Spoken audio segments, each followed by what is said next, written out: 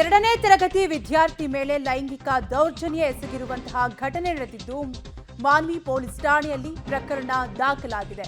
ಎರಡನೇ ತರಗತಿ ಓದುತ್ತಿದ್ದಂತಹ ವಿದ್ಯಾರ್ಥಿನಿ ಮೇಲೆ ಲೈಂಗಿಕ ದೌರ್ಜನ್ಯ ಎಸಗಿದ್ದು ದೌರ್ಜನ್ಯವೆಸಗಿದ್ದ ಆರೋಪಿ ಪೊಲೀಸರು ವಶಕ್ಕೆ ಪಡೆದುಕೊಂಡಿದ್ದಾರೆ. ಆರೋಪಿಯನ್ನ ರಾಯಚೂರಿನ ಮಾನ್ವಿ ತಾಲೂಕಿನಲ್ಲಿ ಈ ಘಟನೆ ನಡೆದಿದ್ದು ಆರೋಪಿ ಶಿವನಗೌಡನನ್ನ ವಶಕ್ಕೆ ಪಡೆದಿದ್ದಾರೆ ಪೊಲೀಸರು.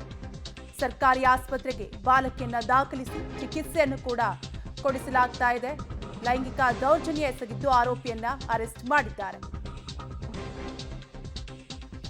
ಡೀಟೇಲ್ಸ್ ಕೊಡ್ತಾರೆ ನಮ್ಮ ಪ್ರತಿನಿಧಿ ವಿಜಯ್.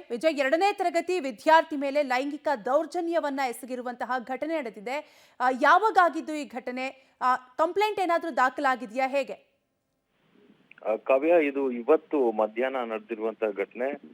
ಏನು ರಾಯಚೂರಿನ ಮಾನ್ವಿ ತಾಲೂಕಿನಲ್ಲಿ ಆಗಿರುವಂತದ್ದು, ಮಾನ್ವಿ ಪೊಲೀಸ್ ಠಾಣಾ ವ್ಯಾಪ್ತಿಯಲ್ಲಿ ಆಗಿರುವಂತದ್ದು. ಖಾಸಗಿ ಶಾಲೆಯ ವಿದ್ಯಾರ್ಥಿನಿ ಏನಿರ್ತಾಳೆ, ಅವಳ ಗ್ರಾಮದಿಂದ ಪ್ರತಿನಿತ್ಯ ವ್ಯಾನ್ ನಲ್ಲಿ ಶಾಲೆಗೆ ಬರುವಂತದ್ದು ಹೋಗುವಂತದ್ದು ಇರುತ್ತೆ. ಆದ್ರೆ ಇವತ್ತು ಅದೇ ಗ್ರಾಮದ ವ್ಯಕ್ತಿ ಏನು ಅಂದ್ರೆ ಬಾಲಕಿಗೆ ಪರಿಚಯ ಇರುವಂತಹ ವ್ಯಕ್ತಿ ಶಾಲಾ ಅವಧಿಗೆ ಮುಂಚಿತವಾಗಿಯೇ ವಿದ್ಯಾರ್ಥಿಯನ್ನ ಶಾಲೆಗೆ ಬಂದು ಕರೆದುಕೊಂಡು ಹೋಗಿ ಈ ಒಂದು ಕೃತ್ಯವನ್ನ ಎಸಗಿರುವಂತದ್ದು. ಈಗಾಗಲೇ ಪೊಲೀಸರು ಅಲರ್ಟ್ ಆಗಿ ಆ ಒಂದು ಆರೋಪಿಯನ್ನ ಈಗಾಗಲೇ ಬಂಧನ ಮಾಡಿರುವಂತದ್ದು, ಅವನ್ನ ವಶಕ್ಕೆ ಪಡೆದುಕೊಂಡು ವಿಚಾರಣೆಯನ್ನ ಮಾಡ್ತಾ ಇದ್ದಾರೆ. ಆದ್ರೆ ಇಲ್ಲಿ ಮುಖ್ಯವಾಗಿ ಪೋಷಕರ ಆಕ್ರೋಶ ಇರುವಂತದ್ದು. ಶಾಲೆಯಲ್ಲಿ, ಅದು ಖಾಸಗಿ ಶಾಲೆಯಲ್ಲಿ ವಿದ್ಯಾರ್ಥಿಗಳನ್ನ ಓದ್ಲಿಕ್ಕೆ ಬಿಡುವಂತದ್ದು, ವಿದ್ಯಾರ್ಥಿಗಳು ಚೆನ್ನಾಗಿ ಓದ್ಲಿ ಮತ್ತು ಅವರಿಗೆ ರಕ್ಷಣೆ ಇರುತ್ತೆ ಅಂತ. ಆದ್ರೆ ಯಾರೋ ಒಬ್ಬ ವ್ಯಕ್ತಿ ಬಂದು ಅಂದ್ರೆ ವಿದ್ಯಾರ್ಥಿಯನ್ನ ಕರೆದುಕೊಂಡು ಹೋಗ್ಲಿಕ್ಕೆ ಶಾಲೆಯ ಆಡಳಿತ ಮಂಡಳಿ ಅವಕಾಶ ಹೇಗೆ ಕೊಡಿತು, ವಿದ್ಯಾರ್ಥಿನಿಯನ್ನ ಹೇಗೆ ಹೊರಗಡೆ ಕಳಿಸಿದ್ರು ಅನ್ನುವಂತ ಆಕ್ರೋಶವನ್ನ ಪೋಷಕರು ವ್ಯಕ್ತಪಡಿಸ್ತಾ ಇದ್ದಾರೆ. ಈಗಾಗಲೇ ಜಿಲ್ಲಾ ಪೊಲೀಸ್ ವರಿಷ್ಠಾಧಿಕಾರಿಗಳು ಕೂಡ ಮಾನ್ವಿಗೆ